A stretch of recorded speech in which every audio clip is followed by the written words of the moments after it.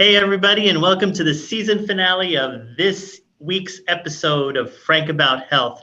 I say season finale because we are all going on Thanksgiving, and then there's Christmas, and there's Ramadan, and there's Hanukkah, and there's New Year's. But either way, it'll be an opportunity for all of us to celebrate the successful year that Frank About Health has had with talkradio.nyc, and not to mention, of course, the successful show that we had with this week's guest and group, Judy Mandel, Kristina Schellinski, and Rita Battat.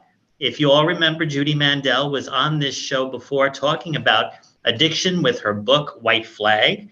And then we talked about what was the impetus for that book, the initial one, where she had grown up thinking she was a replacement child. And now we have the members of the Replacement Child Forum that we had discussed with my co-host Phyllis, who unfortunately can't be with us today, but we will definitely be having her back to discuss with the Replacement Child Forum in the new year about the topic of forgiveness, which was going to be the main theme of this show. But of course, in order to understand the main theme, you need to understand the group in which the theme is being communicated. So that's what we will devote this episode of Frank About Health to today. I would like to first issue my disclaimer. This episode of Frank About Health, as all of the others, are for medical and information purposes as well as educational purposes only. They are not the means to dissuade you from your ongoing treatment with your current provider or with your medication regime or any other kind of service practices you are doing to take care of certain health concerns. However, I hope that within the next hour that Frank About Health will be able to give you some insight into some of the things that this show or this episode may have with you, involved with you. It is a mental health issue, replacement child syndrome. So on that note, we don't want you to do anything unless you consult a physician at the end of the show. Other than that, just understand these are not the views of talkradio.nyc or Frank About Health, but they are the views of the Replacement Child Forum. That all being said, first of all, I want to give a shout out to Switzerland. That's where Kristina is currently. I believe it is 11 p.m. over there. Yes, it is. Okay. And then, of course, Rita. Oh, you're very welcome. And Rita, you're here in New York. And I guess, Judy, you are here. You are in Connecticut, right? Yes, right. Okay, great.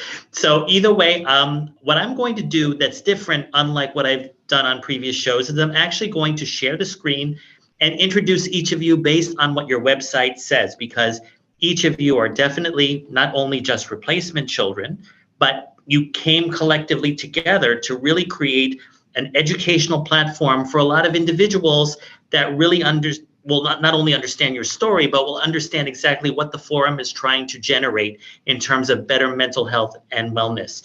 So I'm going to share the screen for your bios so that the listeners and viewers can get a real perspective on who each of you are. I don't want to misrepresent or mispronounce your name or give other information out. So let me do that right now as we speak. I'm going to share the screen. And I go to there. So, ladies and gentlemen, these are the members of the Replacement Child Forum.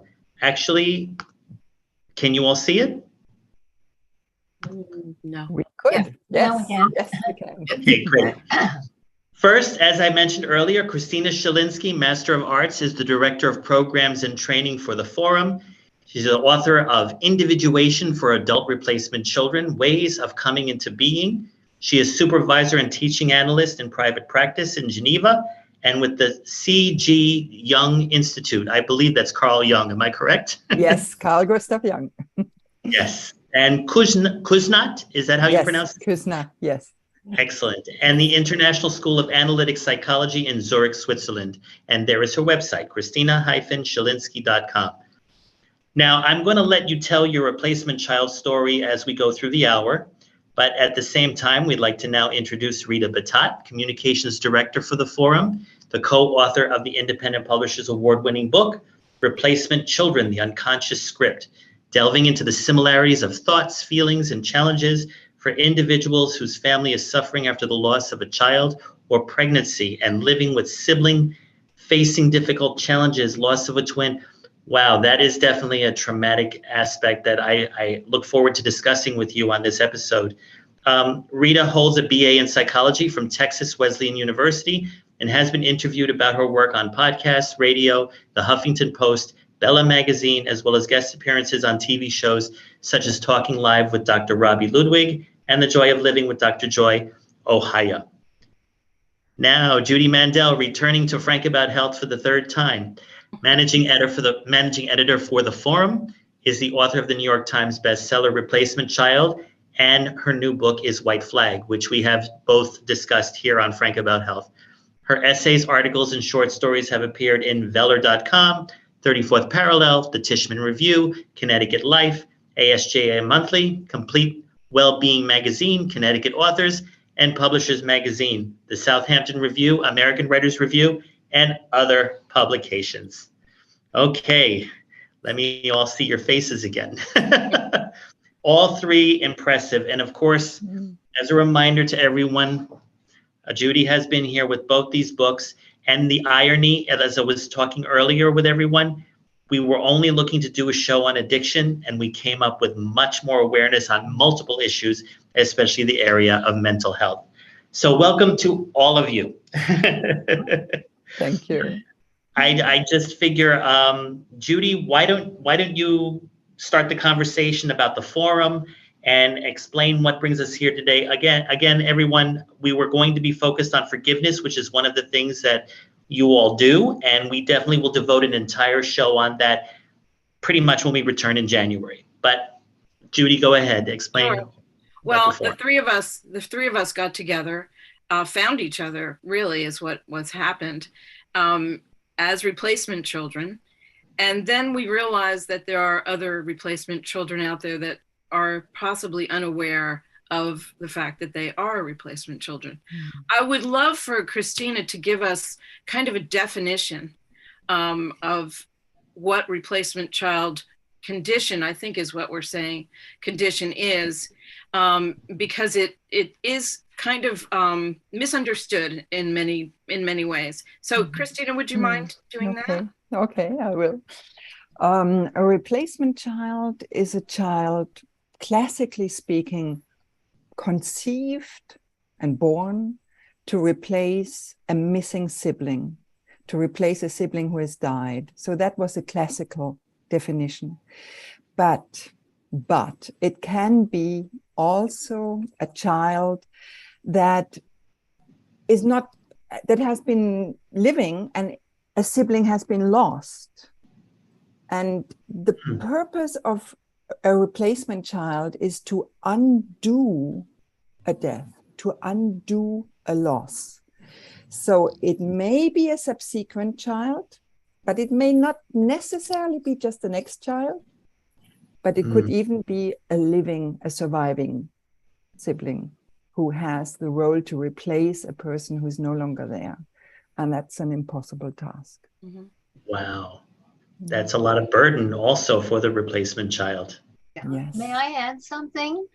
Sure. I think I just want to clarify that a child born or adopted after a death or a miscarriage, pregnancy loss is not automatically a replacement child. A replacement refers to a trauma response within an individual. And I think Dr. Gabor Mate said it very well when he said trauma is not what happens to you, it's what happens inside of you as a result of what has happened to you. Yeah, so I just want to clarify that it's not something that happens automatically. Right. I think you're very right, Rita. And I do the same disclaimer every time. And I think the replacement is really in two different directions to be looked at. One, it can happen to you because somebody sees you like that, okay? It could be a parental projection or a family member's, even a grandparent's projection. But not only that, Rita, you're right on another account, because it could also be a self-identification. If I've lost a member of my family and I can't deal with that loss and I want to become that person, then also I'm in that replacement situation. So it's very good what you said. And I would add that, you touched on this, Kristina, but it can also be when there's a sibling who, for whatever reason, whether they're challenged in a physical way or a mental way, and the sibling is not fulfilling certain roles in the family, that you can be a replacement child for that sibling. In many ways, I've always felt that I was sort of a double replacement child in that way. That replacement for my sister who was killed, but also in a way for my sister who was challenged and physically and emotionally challenged, to fulfill some of those hopes that the family had. So wow. It's an interesting thing.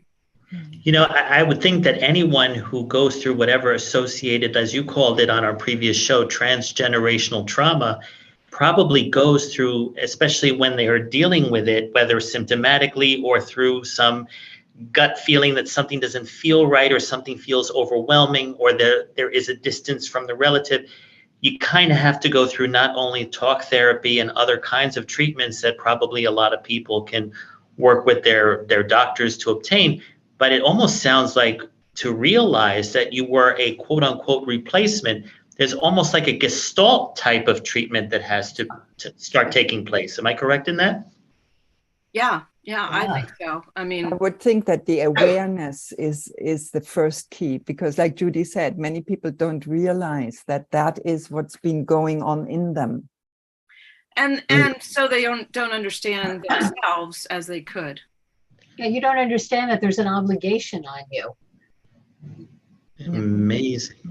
Well, you don't understand the issues that you're having with identity and knowing, always wondering, do I fit in? Who am I and what is my role in life? If you're feeling internally and maybe even subconsciously that you're fulfilling someone else's role. Actually, if I can add to that, I have identified 4 core areas that are at play in an individual in such a situation. And the first one is really what you said, identity. Okay, there is an issue of identity. Am I me, myself, or am I the other person I'm supposed to replace and do as if it hasn't happened, that they disappeared? Second one is there is usually initially an issue with attachment, with bonding. Maria Callas has a girl instead of the boy she lost, and in the hospital she says, take her away. That's Maria Callas's mother. So it was a long way to make herself be seen and heard. You can see that, right? So bonding is a huge issue.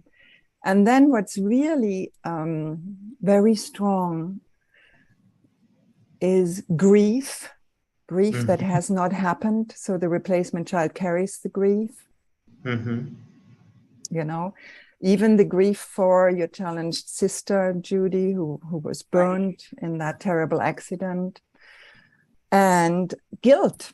The guilt that you are alive. It's a survivor's guilt. We know that. I wonder if we should share. We've shared my story before, but sorry. No, actually this is a perfect segue because we have to take our first break. But the thing is that's how we ended up doing a show like this, because you started to touch upon that grief and other stuff, which led to the whole understanding that it is a complex lifestyle that you have had to endure. And at the same time, well, when we get back, ladies and gentlemen, we are going to learn more about the Replacement Child Forum and all of these interesting stories that I'm sitting here observing and seeing how I can empathize and understand the different areas in mental health that this affects. So please stay tuned to this episode on Frank About Health right here on our YouTube channel and on talkradio.nyc. We'll be back in a few. Are you a business owner? Do you want to be a business owner? Do you work with business owners? Hi, I'm Stephen Fry, your small and medium-sized business or SMB guy, and I'm the host of the new show, Always Friday. While I love to have fun on my show, we take those Friday feelings of freedom and clarity to discuss popular topics on the minds of SMBs today. Please join me and my various special guests on Friday at 11 a.m. on talkradio.nyc. Are you a conscious co-creator? Are you on a quest to raise your vibration and your consciousness? I'm Sam Leibowitz, your conscious consultant, and on my show, The Conscious Consultant Hour, Awakening Humanity, we will touch upon all these topics and more. Listen live at our new time on Thursdays at 12 noon Eastern Time. That's The Conscious Consultant Hour, Awakening Humanity, Thursdays, 12 noon on talkradio.nyc.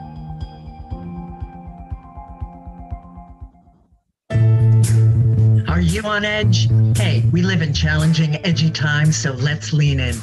I'm Sandra Bargman, the host of The Edge of Every Day, which airs each Monday at 7 p.m. Eastern Time on talkradio.nyc. Tune in live with me and my friends and colleagues as we share stories and perspectives about pushing boundaries and exploring our rough edges. That's The Edge of Every Day on Mondays at 7 p.m. Eastern Time on talkradio.nyc.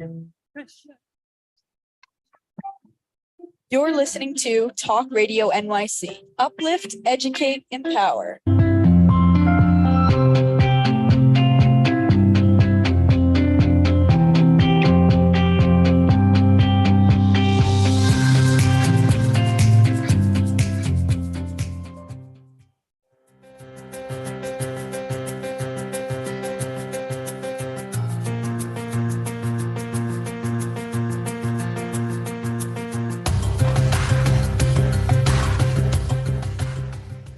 Welcome back. We're all in sync with each other tonight. Judy, you were about to mention your story again that we covered on both, well, actually more on the Replacement Child episode of Frank About Health, but it would also segue right into learning more about Kristina and Rita's story as well.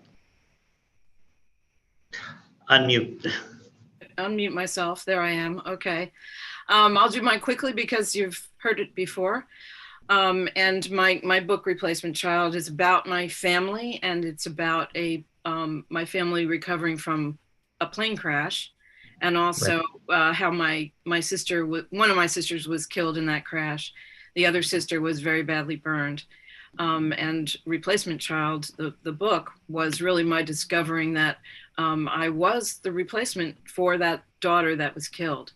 And the ramifications of that, and how I understood how it affected my life, and really how it helped me, understand that some of my behaviors were kind of ingrained, and because of that situation. So, so I'll hand it off to Rita to tell her story. Well, hi. I was born right after, like 18 months after my 14-year-old brother died from a heart problem that's easy to fix now, but they couldn't do anything about it then. And my mother was in deep grief and always was very critical. Like, he was the perfect child. He was the angel child. And I never really understood what the deal was. I was supposed to be the boy that was dead in a way, but I was also supposed to be the perfect girl. And none of these people existed for me. So we really locked horns a lot because I didn't understand why she was always so critical, and yet telling people like all my accomplishments, and she would say mother, and I never called my mother mother, so there was a lot of stuff that I really did not understand until I really understood what a replacement child was, the status that I had because of what happened with my brother. And then I started discovering other people were sort of in the same boat, very different circumstances, but very similar feelings, thoughts, and issues that were coming up, basically because of what happened from when we took our first breath. Right. And that's how I got into it. Wow. And I guess you also wrote the book based on that? Yes, your book? Yeah, I wrote that. And my book is also full of other people's firsthand stories, along with famous replacement children like Vincent van Gogh, Princess Diana, Salvador Dali, Elvis Presley, So there's, and one thing just led to another. Amazing. And how about you, Kristina? I am born 3 months after my baby brother, 2 years old, died of an undiagnosed appendicitis. So for me, it started even a little earlier. It started in the belly of my mother because she was pregnant with me 6 months. So I'm I'm born straight into the grief. And of course, I'm also a girl. Mm-hmm. And I think there were expectations, of course, that I would make everybody happy. I have a sister and a brother. Mm-hmm. And my mother never really recovered from her grief. She was depressed. She was sick. My parents built their house in front of the cemetery. Imagine, I grew up right across from the grave. And that grave still exists 60 some years later, which is very unusual. But I understood that I'm a replacement child. I knew it. It was told to me. It was not a secret, which it is for many others. But I understood that this meant something to me when in midlife I started to train to become a psychoanalyst. And I understood that my feeling guilty or my wanting to be perfect and always do everything I could possibly to please, like Rita, you too, we talked about it,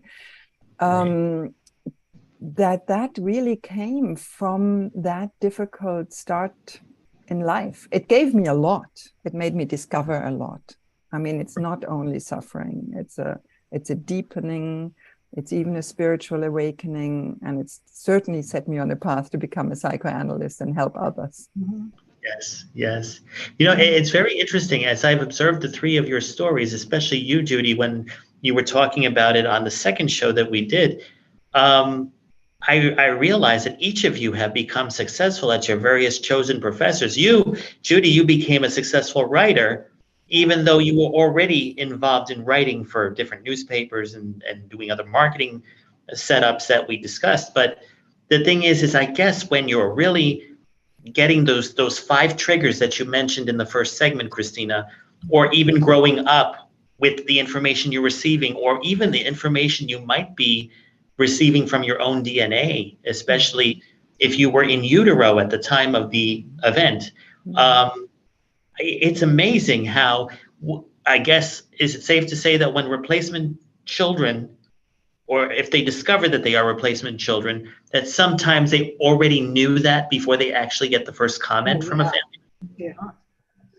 It's almost like an instinctive reaction, I guess. But the thing is, they didn't know how to name it. I have had so many patients who've spent years before they found out the word replacement child. One of my patients Googled, am I a substitution? Am I a substitute? And then that's why the three of us created the Replacement Child Forum, because it's such a relief for people to find that knowledge. We hear that every time somebody discovers that they are a replacement child by talking to us or writing to us, there is that relief that, oh my gosh, this is a thing. That's what happened to me when I heard the word. We all thought it's a thing. And then when we met each other, the three of us, and we realized we had so many things in common, it was almost like we were related. And it really was. It was like a relief. And this was the binding piece between us. This was the thread. And I'm sorry. I just wanted to say the term replacement child is used because it's actually a psychiatric term that was established in the 1960s. And the terminology lots of times produces a very big reaction, especially from parents who think that they're being guilted, which it's not what it's meant to be. It's really totally misunderstood.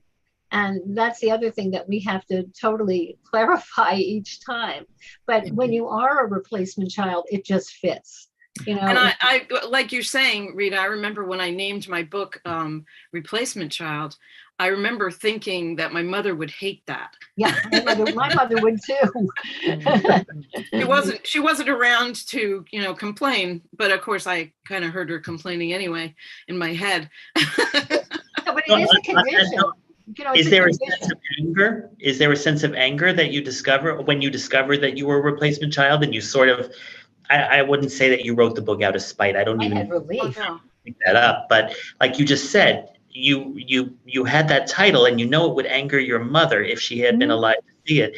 Do you think that in some way there's that sense that once you discover that you may have been a replacement child, that there's almost like a hidden anger against the parent? I had some anger, I think, towards my father when I realized some of the reasons that I had my own issues, especially with relationships. And so I was angry with him for about a year while I was writing the book. It took me 4 years to write that book. And as I looked into it and discovered more about it, I was angry with him for about a year.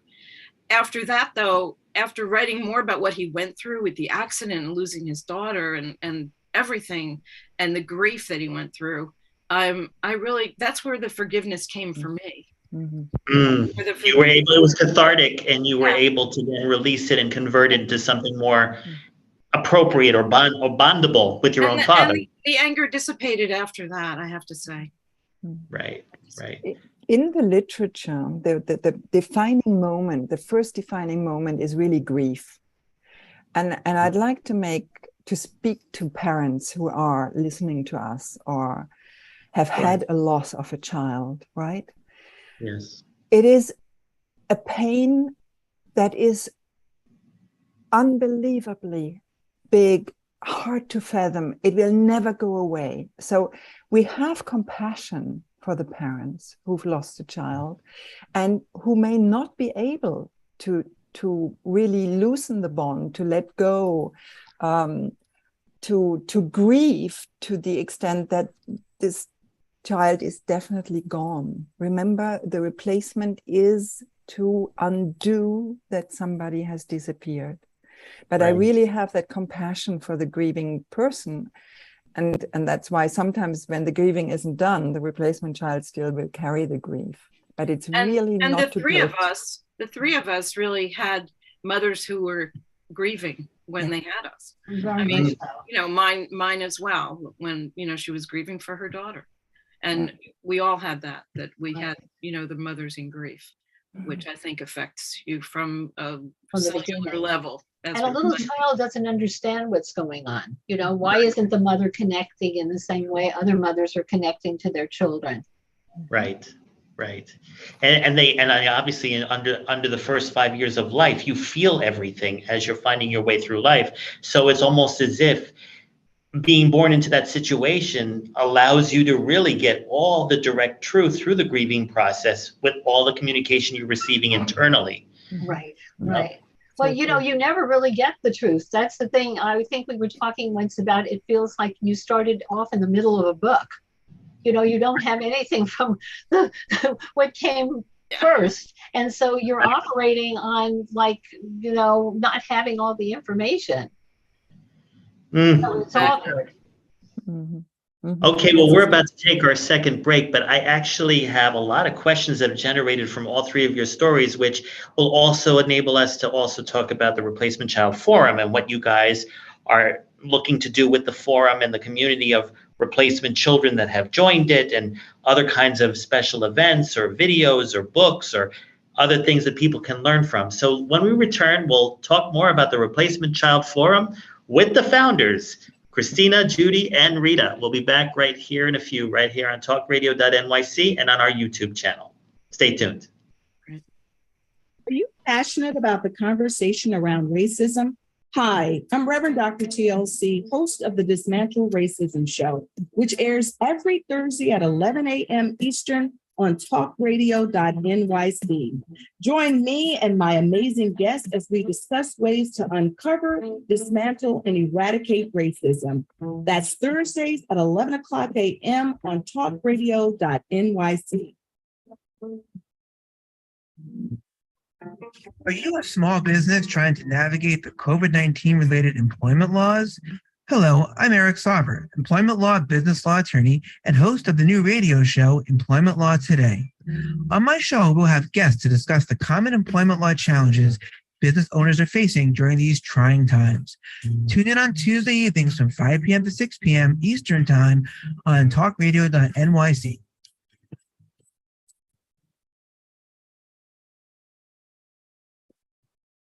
Hey, everybody, it's Tommy D, the nonprofit sector connector, coming at you from my attic. Each week here on talkradio.nyc, I host the program Philanthropy in Focus. Nonprofits impact us each and every day, and it's my focus to help them amplify their message and tell their story. Listen each week at 10 a.m. Eastern Standard Time until 11 a.m. Eastern Standard Time, right here on talkradio.nyc. You're listening to Talk Radio NYC at www.talkradio.nyc. Now broadcasting 24 hours a day.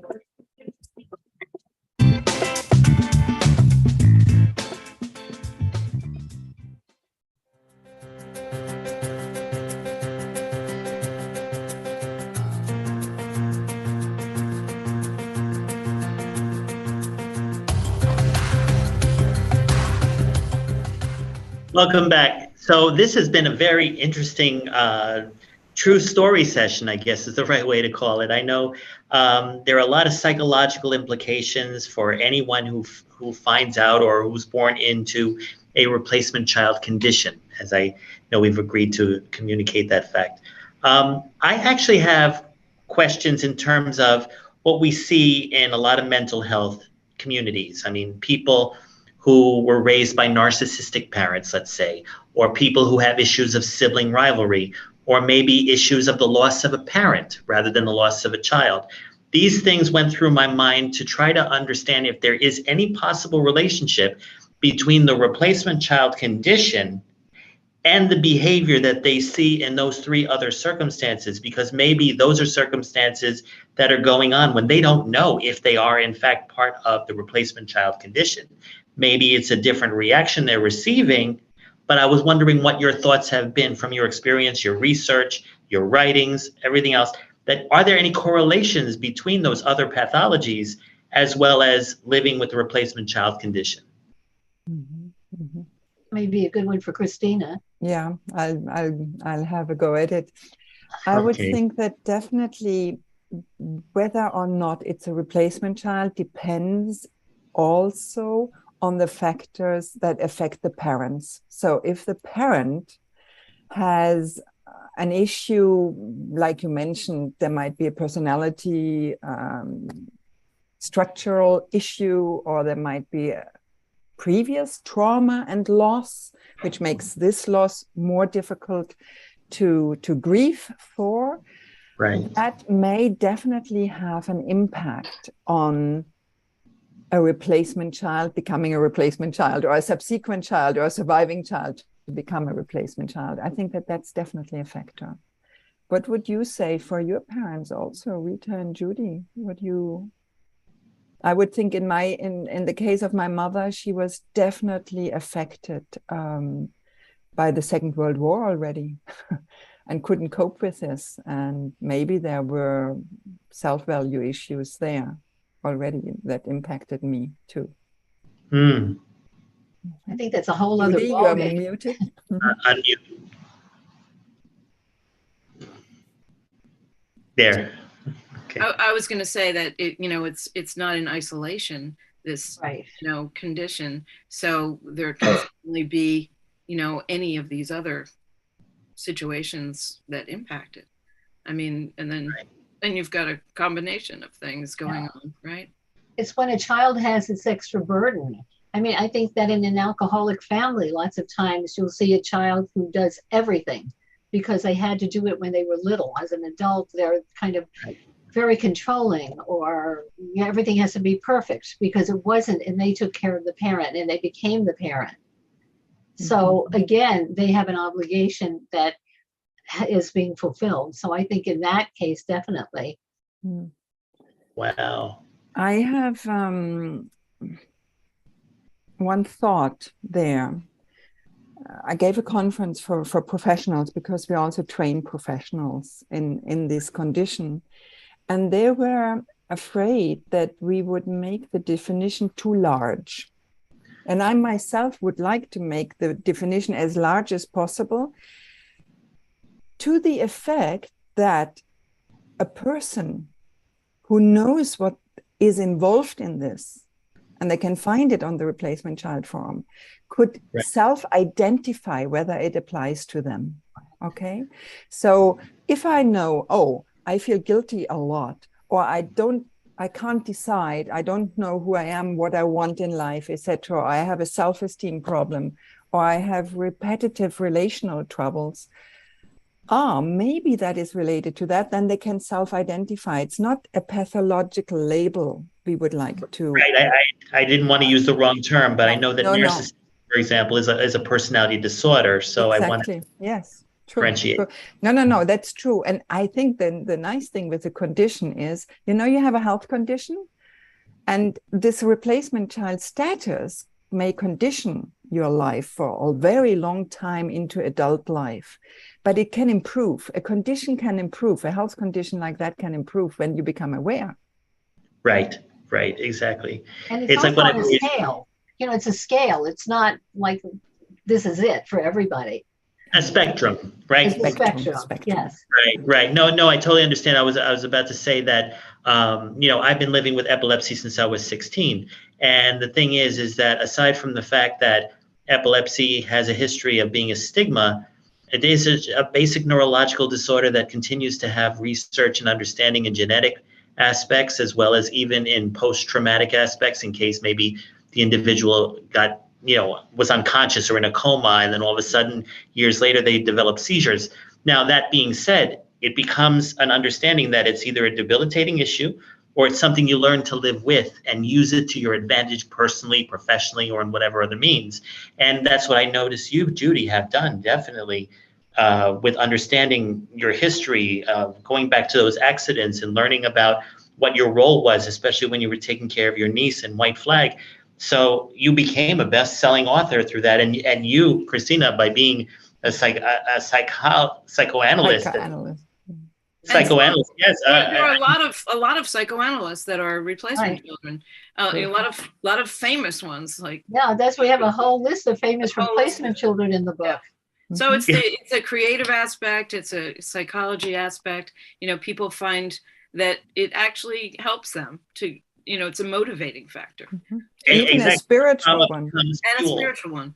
Yeah. Yes, exactly. It becomes fuel to use for the good, the greater good. Yeah. Yes, I agree. And, it's true, Freud was a replacement child. He replaced his brother Julius, and Jung was a replacement child, replacing three dead children, and François Dolto and Winnicott, and a lot of psychoanalysts or psychiatrists or psychotherapists. Right.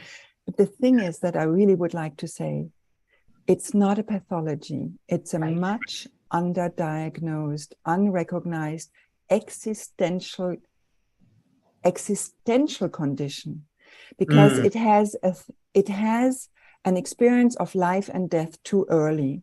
And I think that is what we don't realize, how existential it is, how many people are affected by it. If they really, really look, or if it's not themselves, maybe their parents or their grandparents were, and that still has impacted on them. But it's existential. And those people can also look very, very, very deep into the foundation of existence. And that's why I think for me has this silver lining, and why so many C's are in this profession. I think there are a lot of positives that develop because of it. And we all come out the other side with something positive that you've learned and you become conscious of, and you can do better. Right. And I mean, based on all of this is like, well, we definitely will be devoting another show together once Phyllis comes back about the whole aspect of forgiveness. But when you start out on grief mode and you go to using it to more empathy mode and healing and working, that is all in the process of forgiveness, correct? Yes. The big role of compassion. And I think that's why when we got together, we developed the forum, the Replacement Child Forum, is because it's so under-recognized. And Kristina is doing a mammoth job in training people to understand the condition. Fabulous. So that they can treat people worldwide. So they can treat people when they come across it and recognize it. I mean, I know personally, I had been in therapy with several different therapists who never, ever touched on this. They never identified it. They never really asked me the right questions. There was just an unawareness Is that a word? And yours would be so obvious, plane crash. But most times you go to a therapist, or most people go to a therapist, and they don't start with that. It's, okay, why are you angry at this? Not what was happening when you were born, what was happening in your family. Right. So we're trying to bring that awareness also. So that was our purpose in putting this together, is that people could come across it and read about it and have resources for free, to find themselves there. So Rita, as the communications director for the forum, are you basically using the stories, the books, the analysis that Kristina does, and really putting out as much content as you can throughout the community, whether it's on social media or traditional media or other platforms? Yeah, we're trying. Well, what happened is when I wrote the book with a co-author who's a psychiatrist, and she had never heard of it. She wasn't a replacement child. And she said, well, let me look into this. And she said, oh my God, this is really a thing. I want to do this with you. And so our book is basically, we have all these stories of people that are firsthand. And I didn't know how I was going to go about getting them. And I was just like, it came pouring in. One person would say, oh my God, I know somebody just like this. You need their story. And then we did famous replacement children like Vincent Van Gogh, Princess Diana, Salvador Dali, Elvis. I mean, it's just, it's everywhere. It's everywhere and so underexplored. And that's what we're trying to do. We're trying to bring it in the forefront. Right. How many stories are in your book of different people? I'm not sure at this point, because I have so many that were in the book, and I have so many that I have that didn't go into the book, because the book would have been 5,000 pages. But it's more than 20, isn't it? More than 20? Yeah, it's a lot more than 20. And it's about people who have names that they were named after somebody, and the name is very heavy for them. And like Peter Sellers, he was born Richard Henry Sellers, but called Peter after his dead brother. And he used to say, I don't even know who I am. A little joke here, but maybe his brother was the Pink Panther. Never know. He used to say, he said that if he wasn't playing a character, he didn't know how to behave. He didn't know who he was. He had no idea. So, he even said, if I had to play myself, I wouldn't know how to do it. I wouldn't know how to do it.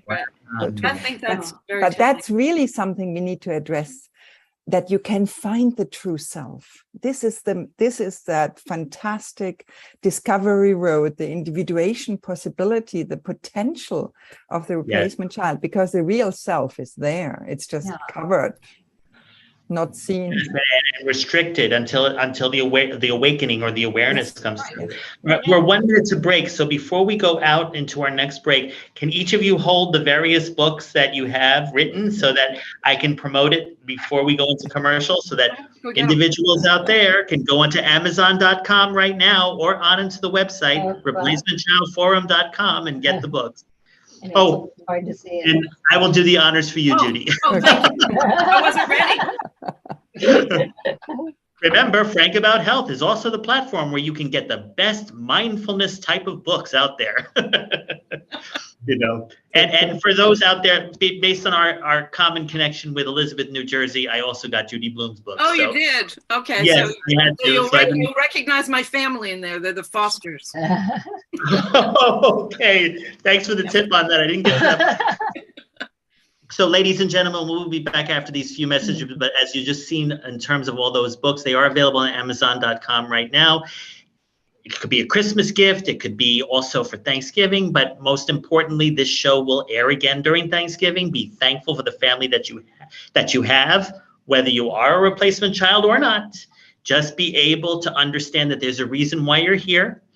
Whatever the motivation was, at least you have a purpose. And we're all looking together with the Replacement Child Forum to understand your purpose and leverage it out into your future. So stay tuned, and we'll go into our final segment right here on talkradio.nyc and on our YouTube channel right here on Frank About Health. We'll be back in a few. Hey, everybody, it's Tommy D, the nonprofit sector connector, coming at you from my attic. Each week here on talkradio.nyc, I host a program, Philanthropy and Focus. Nonprofits impact us each and every day, and it's my focus to help them amplify their message and tell their story. Listen each week at 10 a.m. Eastern Standard Time until 11 a.m. Eastern Standard Time, right here on talkradio.nyc. In a post-COVID world, you may have many unanswered questions regarding your health. Are you looking to live a healthier lifestyle? Do you have a desire to learn more about mental health and enhance your quality of life? Or do you just want to participate in self-understanding and awareness? I'm Frank R. Harrison, host of Frank About Health, and each Thursday, I will tackle these questions and work to enlighten you. Tune in every Thursday at 5 p.m. on talkradio.nyc, and I will be Frank About Health to advocate for all of us. Are you a conscious co-creator? Are you on a quest to raise your vibration and your consciousness? I'm Sam Leibowitz, your conscious consultant, and on my show, The Conscious Consultant Hour, Awakening Humanity, we will touch upon all these topics and more. Listen live at our new time on Thursdays at 12 noon Eastern Time. That's The Conscious Consultant Hour, Awakening Humanity, Thursdays, 12 noon on talkradio.nyc. You're listening to Talk Radio NYC at www.talkradio.nyc. Now broadcasting 24 hours a day.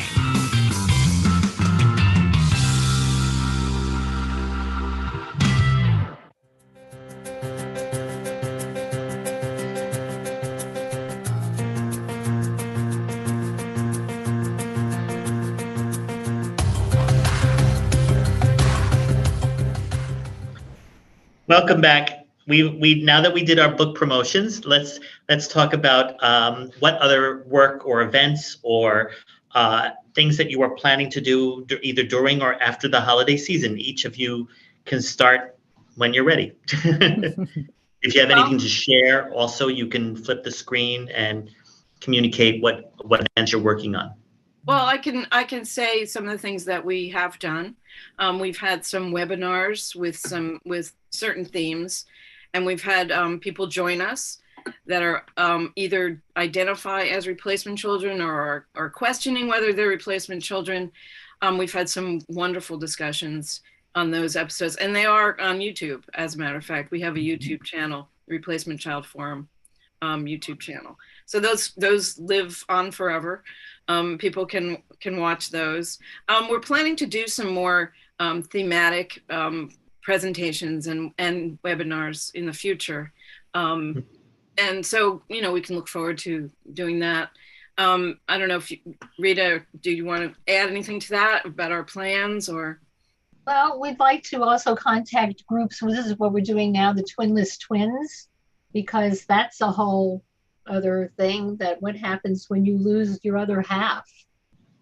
So, we're Elvis Presley and adoption, adopted children who really may feel like they're in a family because the family's trying to replace somebody else, and how difficult it is to find your own identity as an adopted child. Mm-hmm. Yes, and you can be a replacement child when you are an adopted child, and you can feel replaced if then there is another natural child being born. We've seen cases like that. Yes. Amazing. Yeah. And I can share with you a seminar for those who listen and who would like to deepen and would like to participate in a therapeutics seminar. Then I'm giving on the 3rd of December this seminar online with Soul at Play. Can you see that now? Is that yes? This is a coming interview. Perfect. Very good. Yeah, it's a 2-hour seminar. You can pose your questions. I will introduce it. It can be really life-saving, because my whole take is that you can discover the true self within yourself, and you can start living your own life freed and on a much more deeper level. And that question I put up there, do you love me or the other, is what one of my patients asked me after a long analysis. She looked me into the eye and said, do you love me or do you love the other? And I said, I love you. Yes. Because that was her biggest doubt. Yes. Yeah. It's very interesting. It looks as though that in the whole condition of replacement child, or the replacement child condition rather, You are dealing with the grief. You are dealing with trying to understand yourself better. But not only is there the forgiveness aspect of it, but it's like there's a part of you that was never really fully alive. So I can understand, like I mentioned earlier, about how Gestalt therapy is probably more of a catalytic event for bringing awareness out into those people. But I'm sure, Judy, when you wrote these books, you probably went through such awakening and such awareness that you probably never even imagined, because you were really writing about something else, and then you got more out of it, right? That's absolutely true. I didn't even think it was with Replacement Child. I didn't think I was writing my story because I couldn't put myself in the story. So it took a while for me to even admit that I was in that story, which, you know, now I'm realizing why that happened. because I didn't identify as being important enough to be part of that story. Yeah. Well, other people that I was interviewing gave me the courage to look deeper into my story while I was writing the book. Yes.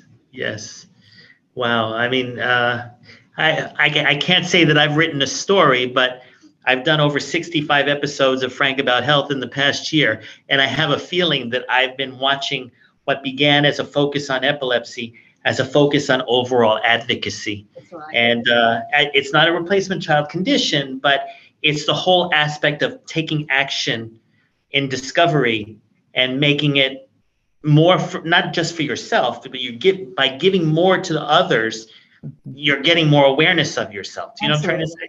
Absolutely. It's soul work. It's soul work, basically. Yeah. Yes, exactly. You know, ladies and gentlemen, I wanted all of you to know that the reason why we had this particular episode as our season finale is because in the new year, Phyllis and I are going to pivot the direction of Frank About Health to be more in line with live events, as well as bringing groups like the Replacement Child Forum, Share the Care organization, and other organizations that we've had on the show over the past year, so that each of you out there can actually attend these events live and communicate with various people and authors and podcasters and other people. And probably you'll eventually meet me in person.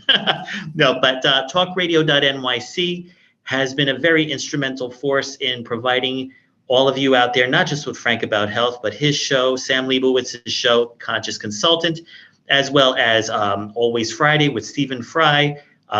You've had Philanthropy in Focus with Tommy D. You've had Employment Law Today, and so many other shows. All I'm trying to say is that the beauty of talkradio.nyc is it's about building community amongst each other. Each of the shows work together. The hosts have sometimes appeared on their show as guests and vice versa, which I was able to do with Eric Sarver on Employment Law Today. And then, of course, as everyone knows, Phyllis Quinlan, who I'm sorry she couldn't be here today, but she started out as a guest and ended up being my co-host. She's a very renowned medical professional and business coach, and she also has worked exclusively with the Share the Care organization.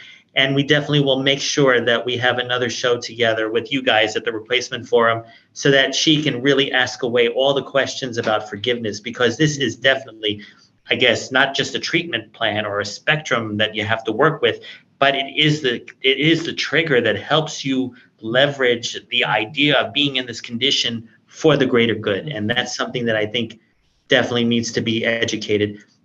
Ladies and gentlemen, I'm doing my due diligence by promoting another book that also is done by our own Sam Leibowitz. So bear with me as I show it. And by all means, it's relevant for the show that we've done today. And it is called The Game Changers, Inspirational Stories That Changed Lives. And if you look over here, that is Sam Leibowitz right there. He is our conscious consultant, and this is definitely a must-have for the Christmas holidays. All of the stories in the book are inspirational stories that have changed the lives of the various people that authored it. And overall, what you've heard today on this episode of Frank About Health are the inspirational stories of people who discovered they were replacement children, and as such created a forum so that everybody, like what talkradio.nyc has done, is form a community of people like-minded with similar stories that they can share and learn from each other and advocate for each other, and of course, educate all of you out there. We're about 2 minutes to end, but I wanted to thank you again, Judy, for being an inspiration, just to the point when you had to get on the phone with my father recently. It was very, very helpful. Thank you for that. And it was, oh, you're so welcome. And Kristina, it was a pleasure to meet with you, especially because I do have a history of studying psychology over at NYU, but it was neuropsychology. I never really got into all the treatment methodologies and psychoanalytic training that I did have a desire for at one point. I think my podcasting has done it for me, but at least I was glad to meet someone that I could also share my understanding of different types of treatment modalities. And then Rita, you being a communicator with what you do with the Replacement Forum, I know I have music industry experience, and just communicating on a podcast is almost like writing a script in the morning and then getting it ready for the 1 hour of processing time.